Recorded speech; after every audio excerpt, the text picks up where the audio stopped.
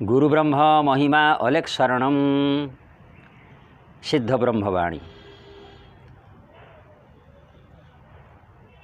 46वां भाग।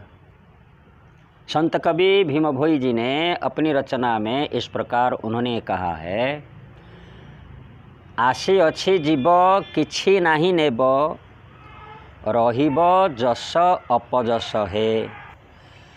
अर्थात यह जो जीव दूसरे प्राणियों के बारे में छोड़ दीजिए, हे मनुष्य तुम्ही को कहा जा रहा है। तुम जो इसी संसार में आए हो तो जानते हो नहीं जानते हो। अगर किसी से सुने होंगे तो सुने होंगे, बस इतना ही। लेकिन तुम अंतर आत्मा में नहीं जानते हो। अकेले आए हो, किसके पास आए हो बोलो?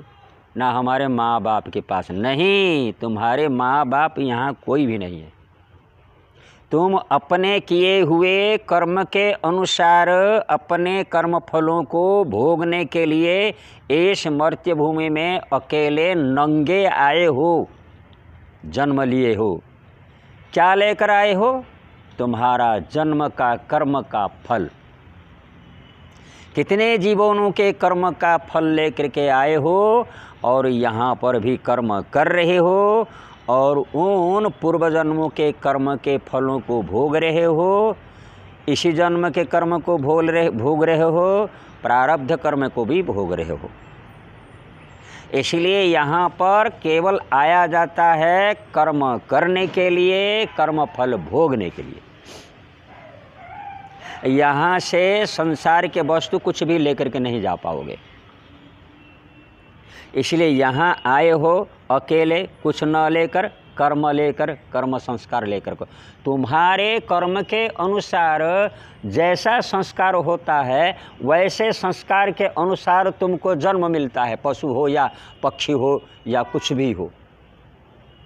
अगर पशु की तरह तुमने बर्ताव किया, साधु संतों को नहीं समझा, भगवान को नहीं समझा, धर्म को नहीं जाना, धर्म स्थल को नहीं जाना, तो ये जो पशु की तरह, वृक्षलता की तरह काम है, ये बड़ी मुश्किल से तुम लोगों को अब क्या करना पड़ता है?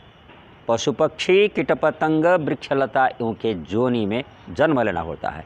इसीलिए हे मनुष्य, ऐसा समझ करके जैसे इस मनुष्य जीवन में मुख्य कर्तव्य है परमात्मा की उपासना तथा सत्कर्म करना, उनको करके चलो, तब इस मनुष्य जीवन में उद्धार हो जाओगे। मनुष्य जीवन नौका स्वरूप है उद्धार होने का। गुरु ब्रह्म महिमा अलेख शरणम।